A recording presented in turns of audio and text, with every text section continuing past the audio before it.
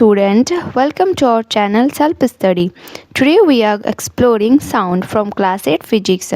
The previous chapter heat transfer I have already discussed, and if you haven't seen, go and watch it, link in description.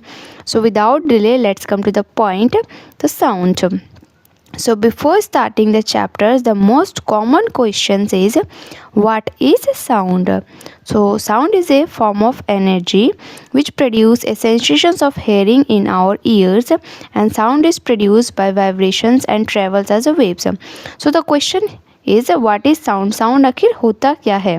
So sound क्या है, एक form of energy है, energy का form है जो produce करता है sensations of hearing से, यानी कि हेयरिंग का सेंसेशंस प्रोड्यूस करते हैं हमारे कानों के लिए. And sound is produce by vibrations, और साउंड प्रोड्यूस होता है जब कोई भी ऑब्जेक्ट वाइब्रेशन में आता है, जब किसी चीज़ वाइब्रेट करता है एक दूसरे से टकराता है, तब वहाँ पे वाइब्रेशन प्रोड्यूस होता है, तो वहीं से साउंड जनरेट होता है. और साउंड कैसे ट्रैवल करता है, एज अ वेव की तरह ट्रैवल करता है. So the next question is how sound travel. Sound आके ट्रैवल कैसे करता है. So sound need some medium to travel. Sound को कुछ मीडियम की ज़रूरत होता है ताकि वो उससे ट्रैवल कर सके, यानी कि अगर कोई मीडियम नहीं रहेगा तो साउंड ट्रैवल नहीं कर सकेगा. So it travel faster in solid. तो सॉलिड में सबसे ज़्यादा फास्ट ट्रैवल करता है साउंड, और इन लिक्विड स्लोअर. लिक्विड के केस में थोड़ा स्लो साउंड ट्रैवल करता है, और इन गैसेस स्लोएस्ट. और गैसेस के केस में साउंड सबसे कम स्लो ट्रैवल करता है. सो यानी कि अगर कोई ऑब्जेक्ट सॉलिड वाला ऑब्जेक्ट है आसपास, तो वहाँ पे साउंड बहुत ज़्यादा ट्रैवल करेगा. लिक्विड के केस में वहाँ पे साउंड थोड़ा लेस ट्रैवल करेगा, और गैसेस के केस में साउंड उससे भी थोड़ा कम ट्रैवल करेगा. So why we study about sound. The next question is why we study about sound. Sound के बारे में हम लोग पढ़ते क्यों है. सो साउंड के बारे में हम लोग इसलिए पढ़ते हैं. सो देर आर सेवरल रीजन्स जिसकी वजह से हम लोग साउंड के चैप्टर को पढ़ते हैं. फॉर एग्जाम्पल अंडरस्टैंडिंग वर्ल्ड, ताकि हम लोग इस वर्ल्ड को समझ सकें, क्योंकि साउंड इज़ अराउंड अस. क्योंकि साउंड जो है हमारे आसपास मौजूद है, जैसे कि म्यूज़िक हो गया, स्पीच हो गया, नेचर साउंड हो गया. तो ये सब क्या है, हमारे आसपास जितने भी साउंड मौजूद है, प्रेजेंट है, उसको हम लोग समझने के लिए हम लोग साउंड चैप्टर को पढ़ते हैं. और next point is communication stack. और एक दूसरे के लिए हम लोग कम्युनिकेशंस करने के लिए भी साउंड का इस्तेमाल करते हैं, जैसे कि फ़ोन हो गया, हेडफोन्स हो गया, एंड वॉइस इश्यूज़ हो गया, असिस्टेंस रिले ऑन साउंड. और जितना भी हम लोग फ़ोन से बात करते हैं, हेडफोन्स और वॉइस हो गया, ये सब कम्युनिकेशन, दूसरे से कम्युनिकेशन करने के लिए भी हमें साउंड का ज़रूरत पड़ता है. इसीलिए हम लोग साउंड चैप्टर को पढ़ते हैं. फॉर एग्जांपल अभी मैं आपको पढ़ा रही हूँ, तो ये आप जो भी मेरे बातों को सुन रहे हैं, ये भी एक साउंड के वजह से ही सुन रहे हैं. Next is medical field. Medical field में भी साउंड का बहुत ज़्यादा यूज़ होता है, जैसे कि अल्ट्रासाउंड स्कैन्स में भी हेल्प करता है. डायग्नोसिस इशू इन प्रेगनेंसी या फिर ऑर्गन्स के लिए भी ये मेडिकल फील्ड में भी काफ़ी ज़्यादा साउंड का यूज़ होता है. Next one is safety alert. Safety alert के लिए भी हम लोग साउंड का यूज़ करते हैं, जैसे कि सायरन हो गया, अलार्म्स हो गया, बीप्स हो गया. ये सब हमें एक डेंजर सिचुएशन से बचाने के लिए हम लोग साउंड का यूज़ करते हैं, और ये हमें अलर्ट साउंड देता है. और दूसरा पॉइंट हो गया nature and wild life. Nature और वाइल्ड लाइफ का समझने के लिए भी हम लोग साउंड का यूज़ करते हैं और साउंड से समझते हैं. जैसे कि animal use sound for navigation, like bat bat जो है साउंड का यूज़ करता है ताकि वो एक डायरेक्शन से दूसरे डायरेक्शन तक जा सके. एंड अदर कम्युनिकेशंस के लिए भी, जैसे वाइल्ड लाइफ एनिमल्स भी क्या करता है, एक दूसरे से कम्युनिकेट करता है, तो वो अपने साउंड के थ्रू ही कम्युनिकेट करता है. और हम लोग साउंड से ही पता लगा लेते हैं कि किस जानवर का ये साउंड है. सो यहाँ पे भी साउंड का बहुत ज़्यादा यूज़ होता है.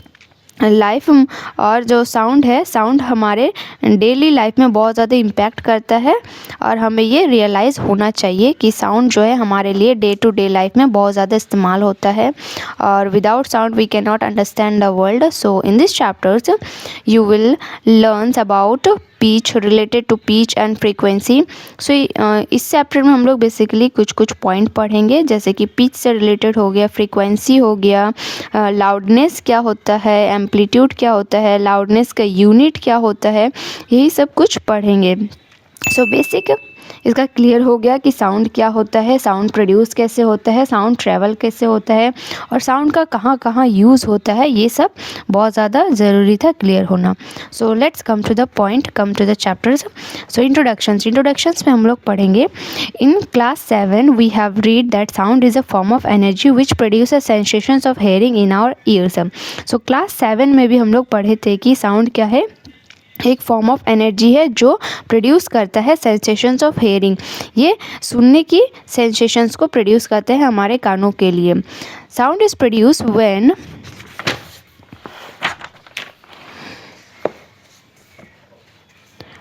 A body vibrate. तो साउंड कब प्रोड्यूस होता है, जब भी कोई बॉडी या फिर ऑब्जेक्ट वाइब्रेट करता है तब साउंड प्रोड्यूस होता है। Thus each source of sound is a vibrating body. तो जितना भी सोर्स है साउंड का वो क्या है, एक वाइब्रेटिंग बॉडी ही है। फॉर एग्जाम्पल, एक एग्जाम्पल से हम लोग समझते हैं। टेक ए रबर बैंड, हम लोग एक रबर बैंड को लेते हैं and cut it to get a string, और उस रबर बैंड को हम लोग काट देते हैं ताकि हमें एक लंबा सा स्ट्रिंग जैसा मिल जाए। Now stretch the string keeping it's one and in your mouth under the teeth and the other end in your hand as shown in figure 7.1. When you plug the string from the middle, you see that the string start vibrating and a feeble sound is heard. तो ये experiment में, इस example में हमें बताया गया है कि सबसे पहले हमें एक रबर लेना है, फिर इसको क्या करना है, उस रबर को काट देना है। काटने के बाद उस रबर का एक एंड, एक तरफ हमें उसका मुंह में लेना है, माउथ में उसको पकड़ना है, और दूसरे एंड को हमें दूसरे हाथों से पकड़ना है। और उसके बाद जो मिडिल वाला पोर्शन होगा उसको क्या करेंगे, धीरे धीरे उसको उस स्ट्रिंग को क्या करेंगे, प्लग करेंगे। जैसे हम उसको प्लग करेंगे तो वहाँ पे मिडिल में जैसे प्लग करेंगे तो वहाँ से एक साउंड प्रोड्यूस होगा, फेबल साउंड प्रोड्यूस होगा, और वो हमें सुनाई भी देगा। सो यही एक एग्जाम्पल से हम लोग समझते हैं कि साउंड जो है वाइब्रेशंस होने से ही प्रोड्यूस होता है।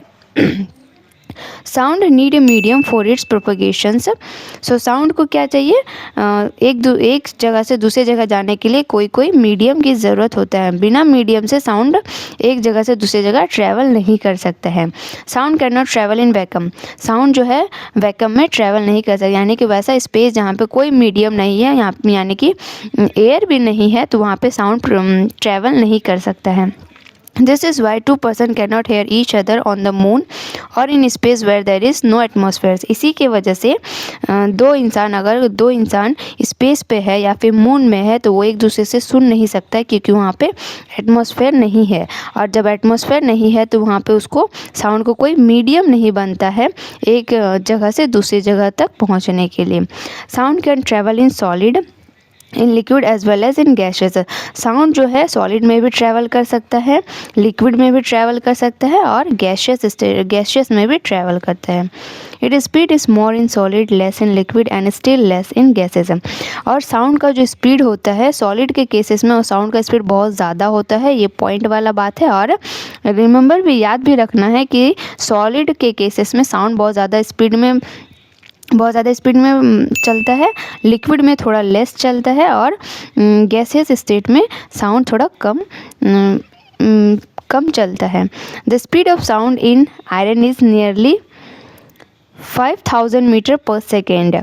सो आयरन में अगर साउंड ट्रैवल करता है तो वो नियरली 5000 मीटर पर सेकेंड की स्पीड में ट्रैवल करता है। इन वाटर के केसेस में, लिक्विड में क्या होता है 1500 मीटर पर सेकेंड में वो ट्रैवल करता है। एंड इन एयर में 330 मीटर पर सेकेंड में वो ट्रैवल करता है। ठीक है। When a body vibrate the particles of the mediums also start vibrating. जब भी कोई बॉडी वाइब्रेट होता है तो उसका जो पार्टिकल्स ऑफ द मीडियम्स होता है वो भी वाइब्रेट होना शुरू हो जाता है। और during vibration the kinetic energy of the particles change into potential energy. और जब भी कोई ऑब्जेक्ट या फिर जब भी कोई बॉडी वाइब्रेट होता है तो उसका जो काइनेटिक एनर्जी होता है, उस पार्टिकल्स का जो काइनेटिक एनर्जी होता है वो चेंज हो जाता है पोटेंशियल्स एनर्जी में, एंड पोटेंशियल्स एनर्जी फिर चेंज हो जाता है काइनेटिक एनर्जी में। That is why sound is a form of energy. और इसीलिए क्या है, साउंड एक फॉर्म ऑफ एनर्जी का फॉर्म है। सो तो काइनेटिक एनर्जी क्या होता है? काइनेटिक एनर्जी जब भी कोई बॉडी जो है मोशंस में है, यानी कि वो चल रहा है, तो वहाँ पे क्या हो रहा है? काइनेटिक एनर्जी पोजेस हो रहा है, काइनेटिक एनर्जी रिलीज हो रहा है। और वो काइनेटिक एनर्जी पहले चेंज हो जाता है पोटेंशियल एनर्जी। पोटेंशियल एनर्जी यानी कि वैसा एनर्जी जहाँ पे बॉडी जो है रेस्ट पोजिशंस में है, जब बॉडी कोई मोशंस नहीं कर रहा है, यानी कि वो सीधा मतलब रेस्ट पोजिशंस में है, तो वहाँ पे क्या हो रहा है? पोटेंशियल एनर्जी आ रहा है। फिर वो पोटेंशियल एनर्जी क्या हो जाता है? चेंज हो जाता है काइनेटिक एनर्जी में। और इसी तरह सो ऑन ये कंटिन्यू रहता है। और इसी तरह साउंड क्या होता है? वह एक दूसरे से ट्रैवल करता है one place to another place. और इसी तरह साउंड क्या है? एक फॉर्म ऑफ एनर्जी है। सो यहाँ पे इस पूरे पैराग्राफ में बस यही बताया गया है कि साउंड क्या है? साउंड को कोई मीडियम चाहिए ताकि वो ट्रैवल कर सके one place to another place. और अगर वहाँ पे कोई भी मीडियम नहीं है, नो एटमॉस्फेयर भी नहीं है, तो वहाँ पे साउंड ट्रैवल नहीं करेगा। जैसे कि वैक्यूम में साउंड ट्रैवल नहीं करता है। एंड साउंड क्या है? एक वाइब्रेटिंग बॉडी है, मतलब वाइब्रेशंस बॉडी पे ही साउंड का सबसे मेन सोर्स होता है। सो साउंड का जो सबसे मेन सोर्स होता है वो हो गया वाइब्रेटिंग बॉडी। और दूसरा हम लोग क्या जाने कि साउंड जो है सबसे स्पीड चलता है सॉलिड के केस में, और लिक्विड के केस में थोड़ा कम स्पीड होता है, और ग्लासेस में बहुत ही ज़्यादा कम स्पीड में साउंड ट्रैवल करता है। Next topic is propagations of sound in airs. So when a source of sound vibrates, it creates a periodic disturbance in the mediums near it. The conditions of mediums change. The disturbance then travel in the mediums in form of waves. This can be understood by the following examples. So sound जो है एक source of sound जब vibrate करता है तो वहाँ पे एक क्रिएट करता है, क्या क्रिएट करता है? पीरियडिक डिस्टर्बेंस क्रिएट कर देता है। और वो एक मीडियम बन जाता है, नियरर से वो एक मीडियम बन जाता है जहाँ पे कंडीशंस होता है। कंडीशंस ऑफ मीडियम क्या होता है? चेंज हो जाता है। यानी कि अगर इस एग्जांपल से हम लोग और भी क्लियर हो जाएंगे। सबसे पहले इसको हम थोड़ा सा और एक्सप्लेन कर देते हैं।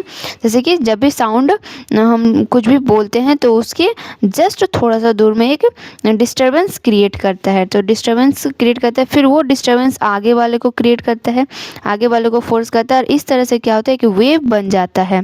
यानी कि जैसे नदी में हम कहीं पे भी पत्थर फेंकते हैं तो वहाँ पे क्या होता है?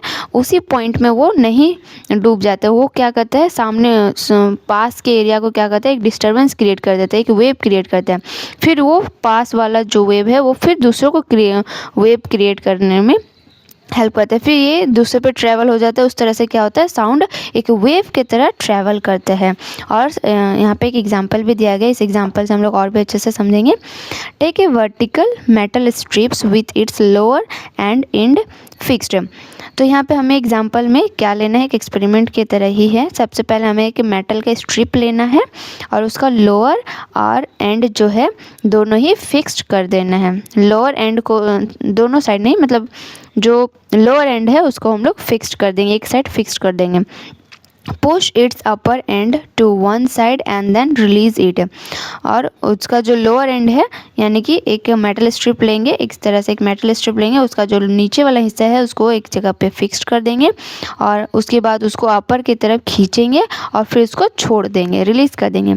As its vibrate move alternately to the right and the left punching sound. और जैसे ही वो मेटल स्ट्रिप को हम लोग छोड़ेंगे तो वो क्या होगा? लेफ्ट और राइट की तरफ मूव करते हुए एक वाइब्रेट भी प्रोड्यूस करेगा।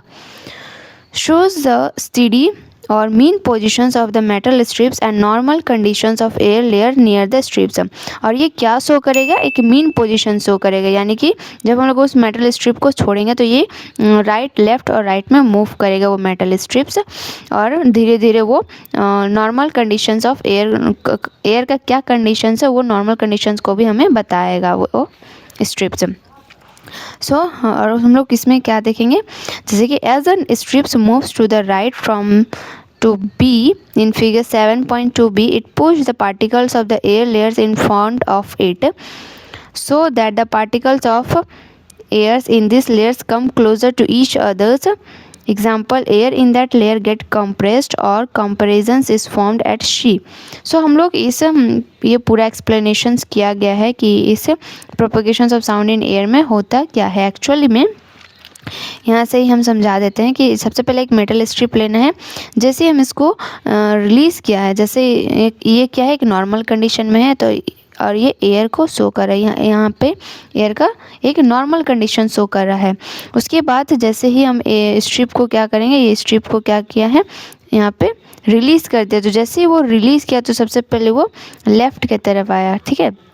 जब वो लेफ़्ट की तरफ आया तो यहाँ पे क्या हो गया, एक condition medium of disturbance create हो गया। एयर में क्या हो गया, एक धक्का जैसा धक्का दिया, ठीक है। एक ऐसे समझ सकते हैं नॉर्मली, यहाँ पे एक डिस्टर्बेंस क्रिएट किया। फिर ये क्या किया, ए जो है ये फिर इस साइड जाएगा, फिर ये ए टू बी टू ए पे जाएगा। जब वो बी टू ए पे जाएगा तो सी जो है, यहाँ पे जो हम लोग का जो डिस्टर्बेंस हुआ था वो और यहाँ से मूव करके आगे बढ़ गया। ये क्या हो गया, आगे बढ़ गया। और फिर जब ये वापस फिर सी से ए पे जाएगा तब तक वो जो यहाँ पे जो एयर में जो डिस्टर्बेंस क्रिएट हुआ था ये, तो ये क्या हो जाएगा, फिर से वो आगे बढ़ जाएगा। फिर ये क्या होगा, अपना ये नॉर्मल पोजीशन में आएगा। नॉर्मल पोजीशंस में यहाँ पे ए के पास आ जाएगा। जब तक वो ए के पास आएगा तब तक सी जो है ये आगे बढ़ जाता है। और इस तरह से जो है साउंड एक लेयर की तरह, एक मतलब एक वेव की तरह यहाँ से एक जगह से दूसरी जगह ट्रैवल करता है। यही पूरा एक्सप्लेनेशंस यहाँ पे पूरा किया गया है। चाहे तो आप इसको एक बार पढ़ सकते हैं, और इसमें ज़्यादा कुछ है नहीं पढ़ने का। So next one is term related to a waves. यहाँ पे वेव से रिलेटेड कुछ टर्म्स को भी हम लोग देख लेते हैं। सबसे पहले है एम्पलीट्यूड। एम्पलीट्यूड क्या होता है, the maximum displacement of a particles of mediums on either side of its mean positions is called the amplitude of waves. So amplitude का मतलब होता है कि कितना ज़्यादा डिस्प्लेसमेंट हुआ है उस पार्टिकल्स का of mediums on either side, दोनों साइड में। जैसे कि यहाँ पे हम वाइब्रेशंस हो रहा है, तो वो जो वाइब्रेशंस हो रहा है तो वहाँ से वो कितना ज़्यादा डिस्प्लेसमेंट कर रहा है मीडियम द मीन पोजीशन, यानी कि जो ओरिजिनल पोजीशन है वहाँ से वो कितना ज़्यादा दूर जा रहा है अपना मेन पोजीशन से, उसको हम लोग कहते हैं एम्पलीट्यूड ऑफ वेव्स। और इसको हम लोग डिनोट करते हैं स्मॉल लेटर ए से, और इसका जो एसआई यूनिट होता है वो होता है मीटर। मीटर से हम लोग एम्पलीट्यूड को मेज़र करते हैं। Next one is time period, और ये भी टर्म जो है रिलेटेड है वेव से। Time period, the time taken by particles of medium to complete it one vibration is called the time period of the waves. So कितना time लगता है एक पार्टिकल्स को एक कंप्लीट पीरियड को पूरा करने में, उसको हम लोग कहते हैं टाइम पीरियड। मान लेते हैं एक पार्टिकल्स एक नॉर्मल पोजीशन में है, नॉर्मल पोजीशन से वो यहाँ पे जाएगा, फिर यहाँ से वो नॉर्मल पोजीशंस में आएगा, फिर नॉर्मल पोजीशंस में फिर वो लेफ़्ट और इस साइड मूव करेगा, फिर इस साइड से फिर इस साइड, यानी कि यहाँ से जो मूव किया फिर यहाँ या फिर यहाँ से यहाँ, ये हो गया आपका एक कंप्लीट टाइम पीरियड को शो करता है। तो it denote by letter capital T, तो टाइम पीरियड को हम लोग कैपिटल टी से डिनोट करते हैं, और इसका जो टाइम पीरियड का जो यूनिट होता है वो हमेशा सेकेंड ही होता है। Next terms is frequency. Next terms क्या है, फ्रीक्वेंसी है। The number of vibrations produce by particles of the mediums in 1 second is called the frequency of the waves. So frequency का मतलब होता है कि एक सेकेंड में कितना नंबर ऑफ वाइब्रेशंस वो पार्टिकल्स जो है प्रोड्यूस कर रहा है, यानी कि एक सेकेंड में वो पार्टिकल्स कितना स्पीड में मूव कर रहा है, उसको हम लोग कहते हैं फ्रीक्वेंसी। कितना बार वो रिपीट कर रहा है। It is also defined as a number of waves passing through a point in 1 second, और इसको हम लोग ऐसे भी डिफाइन कर सकते हैं कि कितना नंबर ऑफ वेव पास कर रहा है एक पॉइंट पर एक सेकेंड पर, और इसको हम लोग डिनोट करते हैं फ्रीक्वेंसी को हम लोग डिनोट करते हैं स्मॉल एफ, और इसका सिंबल होता है सेकेंड पर सेकेंड, या फिर हर्ट्ज से हम लोग इसको डिनोट करते हैं। The frequency of wave is equal to the frequency of vibrations of its source. So frequency of wave जो है वो हमेशा equal होता है vibrations of its source का. It is characterized of its source which produce the sound. It does not depend on the amplitude of the vibrations or the number of medium through which the wave propagate. और frequency जो है वो amplitude पे depend नहीं करता है, amplitude of vibrations पे कभी depend नहीं करता है, या फिर कौन सा नेचर्स ऑफ मीडियम्स, किस मीडियम्स का वो नेचर्स है उस पर भी वो डिपेंड नहीं करता है, यानी कि वो मेटल किस तरह का है वो उस पर वो डिपेंड नहीं करता है। Through which the wave propagate, जिससे वो वेव प्रोपोगेट कर रहा है उसमें वो डिपेंड नहीं करता है। So relations between time period and frequency, time period and frequency में क्या रिलेशंस है इसको हम लोग पढ़ेंगे।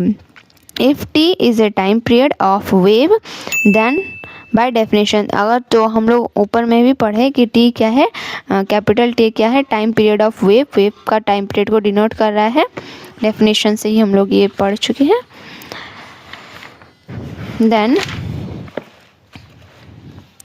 इन time T the number of waves is equal to 1, तो हम लोग टाइम टी पर मान लेते हैं नंबर ऑफ वेव्स क्या है 1 है, तो 1 सेकेंड में क्या होगा, नंबर ऑफ वेव्स या फिर फ्रीक्वेंसी क्या होगा, F is equal to 1/t हो जाएगा। तो ये एक फॉर्मूला की तरह है और इसे हमें रिमेंबर याद भी रखना है कि फ्रीक्वेंसी क्या है 1/टाइम पीरियड है, या फिर टाइम पीरियड क्या है 1/फ्रीक्वेंसी है, यानी कि ये एक दूसरे से रिलेटेड है। Next one is wave length, the distance travel by wave in one time period of vibrations of particles of mediums is called its wave length, और वेव लेंथ को हम लोग डिनोट करते हैं लैम्डा से, जैसे कि यहाँ पे क्लियरली यहाँ पे दिखाया गया है। जैसे कि ये हो गया एक वेव लेंथ, यानी कि यहाँ से ऊपर जाएगा, ऊपर ये एक पॉइंट हो गया, अब ये आएगा नीचे, फिर नीचे से जब ऊपर जाएगा तो यहाँ से ये क्या हो गया, पूरा एक वेव हो गया, यानी कि ये एक हो गया वेव का लेंथ, यहाँ से पूरा वेव लेंथ हो गया।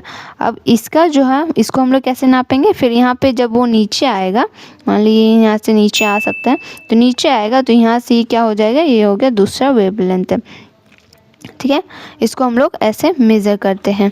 सो ये हो गया आपका वेवलेंथ। वेवलेंथ का डेफिनेशन होता है कि डिस्टेंस कितना, एक वन टाइम पीरियड में वो कितना डिस्टेंस तय किया है, और इसको हम लोग डिनोट करते हैं लैम्डा, यानी कि वाई को ही थोड़ा अपोजिट करके लिखता है, उसको हम लोग कहते हैं लैम्डा, और इसका यूनिट होता है मीटर्स, और ये डिपेंड होता है natures of mediums through which the wave travel, ये किस मीडियम, कौन सा मीडियम किस नेचर्स का है उस पे वो डिपेंड करता है।